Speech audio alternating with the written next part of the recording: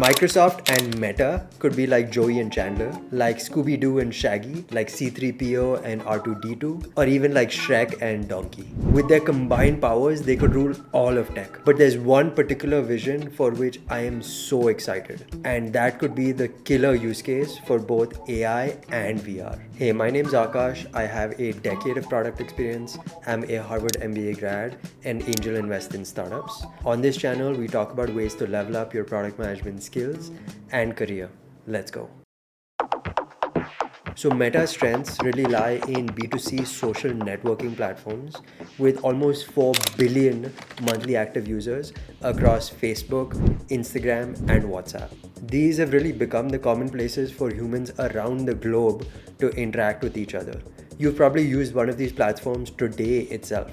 And thanks to this massive consumer engagement, Meta has been able to build the biggest ad platform in the world, second only to Google's. Meta's revenue from advertising was over $100 billion in 2022. All of this is thanks to its ability to leverage user data for highly targeted advertising. But the most future-looking bet by Mark Zuckerberg has been in the AR and VR space. Facebook acquired Oculus in 2014 for $2 billion, has invested massively into the platform and product, and even changed the name of the company from Facebook to Meta to signify its vision in the future of the metaverse. But the results have been less than stellar. Oculus just sold its 20 millionth VR headset. To put that into perspective, Apple sells 40 million iPhones in just one quarter.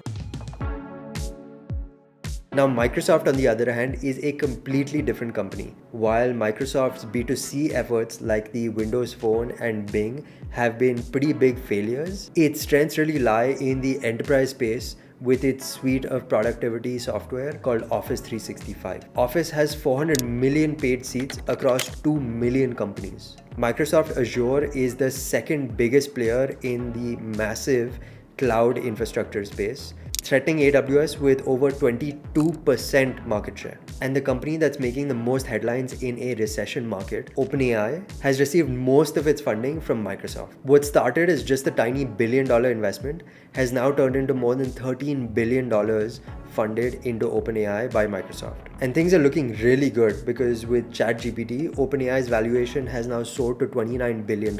However, in all of this, gaming sticks out as a sore thumb for Microsoft. They've been investing in gaming through the Xbox from the early 2000s and HoloLens for the past 8 years, but none of them have really commanded massive success. Gaming accounts for less than 10% of Microsoft's overall revenue.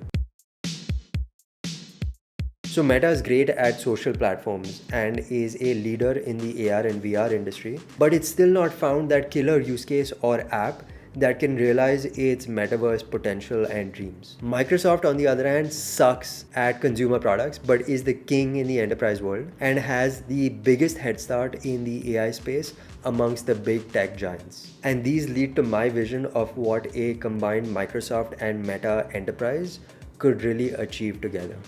The biggest problem with VR today is that it's just a shittier version of real life, filled with spam, creeps, and bullies. And to understand my vision, we have to start with The Sims. This was one of my favorite games to play back in the early 2000s because it allowed me to lead this virtual life where I could develop my character and interact with other bots in the game without having to deal with spam. The Sims went on to sell over 200 million copies worldwide to become one of the best-selling video game series of all time. Gamers have built entire lives in The Sims, with family trees, elaborate houses, and unique careers. People really love to live simulated lives where they can experiment with different life paths and see what happens. And that is what VR needs.